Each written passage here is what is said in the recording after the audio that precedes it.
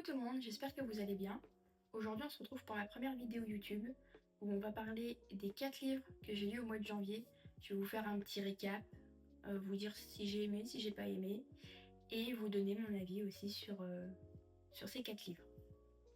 On commence par L'As de pique de Morgane Moncomble. C'est le tome 2 en rapport avec l'As de cœur. En soi, rien à voir, on va dire, entre les deux, puisque dans l'As de cœur, on va parler de Levi et de Rose, et dans l'As de pique, on va parler de Daisy et de Thomas. Thomas qui est, dans le tome 1, si je ne me trompe pas, le garde du corps de Levi, un peu son bras droit. Dans ce tome 2, on va parler de Daisy, qui était une enfant star, qui est devenue une super chanteuse, qui se fait cyberharceler. Thomas, qui revient aux États-Unis, qui rencontre son meilleur ami d'enfance, qui est le frère de Daisy, et son meilleur ami d'enfance qui va lui demander une mission qui est de protéger Daisy. Thomas ne veut pas forcément, mais on sait comment ça finit. Il dit oui quand même. Ça fait donc une légère proximité forcée. Daisy a toujours eu le béguin pour Thomas depuis toute petite, donc forcément elle est contente, mais vous verrez dans le livre, il y a quelques petits soucis. Et pour ce livre, je lui ai mis un 5 sur 5, parce que la plume de Morgane, elle est toujours aussi douce, toujours aussi simple à lire, et j'adore ces livres. C'est toujours dans le respect de la femme, dans le respect d'autrui, et c'est tellement, tellement simple, encore une fois, à lire, que je peux que vous le conseiller.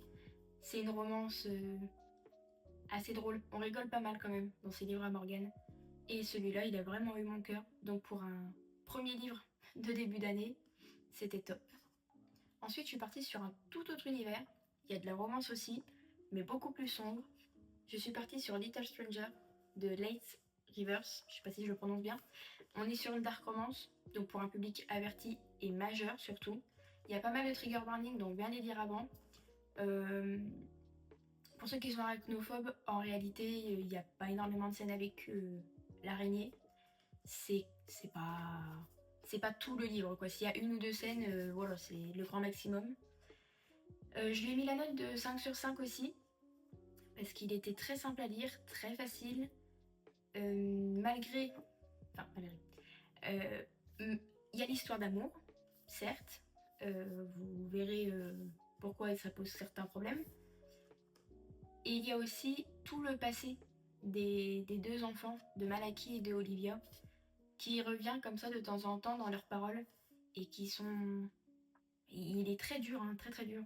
On n'en voit qu'une partie dans le tome 1, mais il est vraiment très dur, surtout pour Malaki, qui est un personnage qui, malgré tout, est très attachant. Pardon.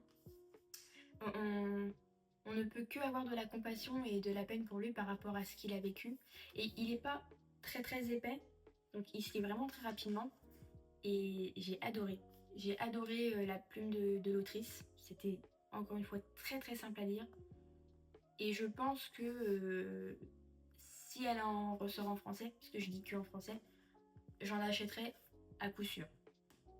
On part ensuite sur le tome 2, Little Liar, qui pareil, 5 sur 5, voire presque un coup de cœur, qu'on se le dise. Enfin, sur les deux, en tout cas, c'est mon coup de cœur.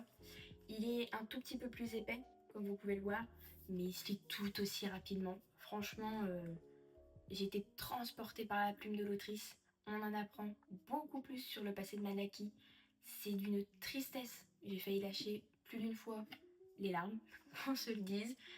Et là, il a ce qu'il voulait, hein, voilà.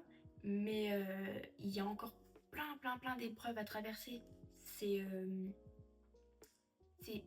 plein de rebondissements, plein de révélations. Et ouais, il m'a vraiment transporté par rapport au premier. Celui-là, j'aurais pu continuer à lire s'il y en avait encore. C'était, je peux pas dire passionnant, mais c'était quand même très attachant. Voilà, les deux personnages sont très attachants, surtout Malaki. Il a vécu des choses affreuses. Olivia aussi, malgré tout, parce qu'elle vit des choses qu'elle n'a pas forcément envie de vivre et qui ne sont pas de son ressort, en fait. Ce sont deux enfants qui ont vécu dans une famille riche, qui ont été adoptés et décident pas toujours de ce qu'ils veulent faire. Et dans ce tome 2, on le retrouve énormément et on ressent toutes les émotions des personnages. Mais vraiment toutes, que ce soit la joie, la colère, la tristesse. Et je trouve ça formidable. Parce que c'est ce que je souhaite dans un livre, c'est retrouver vraiment toutes ces émotions et pouvoir me plonger dedans sans me prendre la tête non plus, quoi. Donc pour ce tome 2, un bon 5 sur 5, presque un coup de cœur. Et pour finir, j'ai lu The Fire, Between Height and Low de Brittany C. Sherry. C'est une romance presque addictive, si je peux le dire comme ça. On parle de Logan et Alyssa. Logan qui est un enfant né dans la pauvreté et dans les addictions de drogue. Alyssa qui est née dans la richesse et qui à chacun leur tour vont vivre des épreuves très difficiles. Surtout Logan. Et à deux, ils vont aussi vivre une épreuve très très difficile. Donc on les retrouve adolescents, ils se rencontrent, ils deviennent amis, meilleurs amis. On sait comment ça finit, à peu près ils finissent ensemble. Puis vient quelque chose qui les sépare. Puis vient quelque chose qui refait en sorte qu'ils se voient. Mais c'est jamais des choses très joyeuses en fait. C'est un livre qui est très triste, qui est avec des personnages très attachants, encore une fois.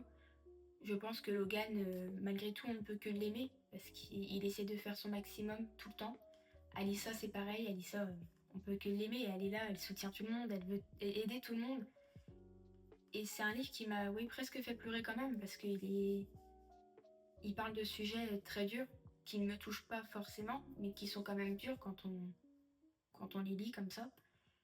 Et bon, malgré tout, je lui ai mis un 4 sur 5 parce qu'il me manquait un petit quelque chose pour moi, un petit plus. Mais ça reste un très bon livre qui se lit d'une rapidité, mais c'est dingue. En fait, Brittany, elle écrit des livres avec une plume tellement fluide. C'est... J'adore. J'adore. Moi, tout ce qui est livre où ça se lit rapidement, où c'est fluide, où c'est pas prise de tête, j'adore. Parce que malgré les sujets qui sont amenés dans ce livre, c'est pas prise de tête non plus.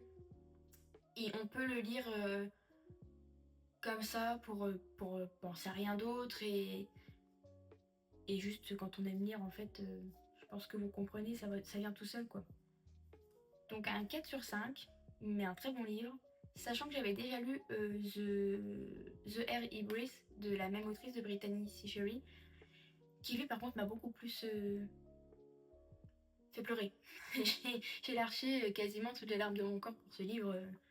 Le tome 1 il est d'une tristesse, je sais pas si vous l'avez lu, n'hésitez pas à me le dire d'ailleurs. Mais ouais, un très très très très bon livre. Et j'ai hâte de pouvoir lire le tome 3 et 4, qui apparemment sont très durs aussi. Ma cousine a lu le tome 3 et elle m'a dit que c'était l'un des plus durs sur les 3 premiers qu'elle a lus. Donc ouais, j'ai hâte de lire la suite. Ce sera tout pour aujourd'hui. J'espère que cette vidéo vous aura plu. N'hésitez pas à me le dire dans les commentaires, à me dire aussi si vous avez lu l'un de ces 4 livres ou si vous souhaitez les lire. Et n'hésitez pas à me suivre sur mes autres réseaux sociaux qui apparaîtront à la fin de la vidéo. Bye bye!